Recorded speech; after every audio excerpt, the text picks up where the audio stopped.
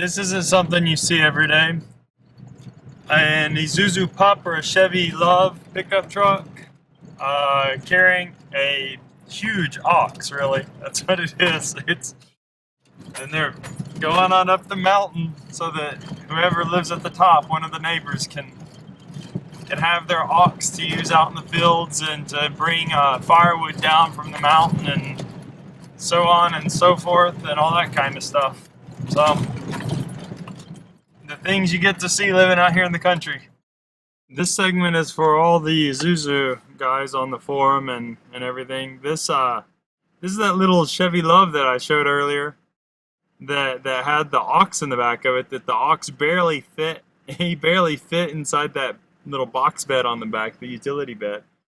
And they use these things for absolutely everything. It's a little 1.3 liter. I'm sorry, a little 2.3 liter. It's just got a homemade bed on it. And it's just a little two-wheel drive pickup. Very cool truck though. So here's a typical ox cart that they use up here. It's really basic. It's just a really long piece of log or whatever up front, and then the wooden ox cart itself.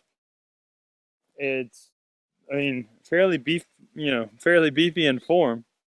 But the thing is that, and you can see the yoke back there that they use. I know that looks like something that would just be hanging on a ranch or whatever in the West, but they still use them daily.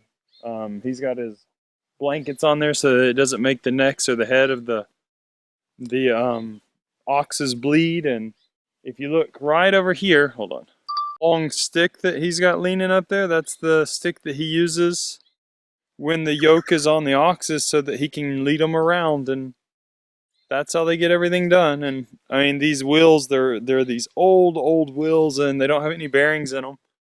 It's just the spindle that's not greased. It doesn't have any bushings. It's just a spindle that goes through the hub.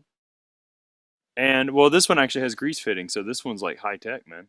Wow, that's like not very common in this area.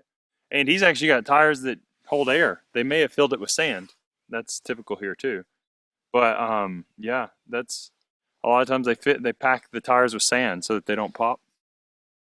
And then they usually don't even have grease fittings, but just because this one has grease fittings in the hub, if you can see it in there. Let's see if we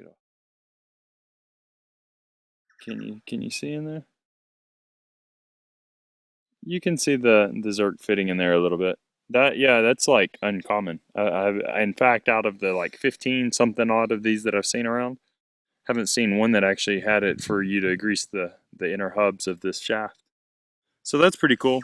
And as you can see there, they don't really use bolts. That one's got a bolt in it, but they've taken the threads off of it, and it's just basically a high long cotter pin is what they're basically using it for. See it right there. So that's how they build these things, and they use them. This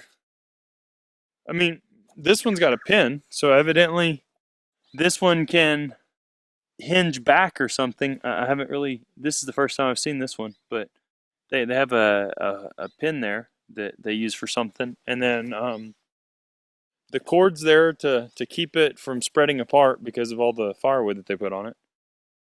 And some of these things they pass down from basically generation to generation. I know a neighbor that has one that's like 50, 60 years old, and another neighbor has one that they've repaired over time, but it's like 100 years old. So clearly they've changed tires and that kind of stuff on them.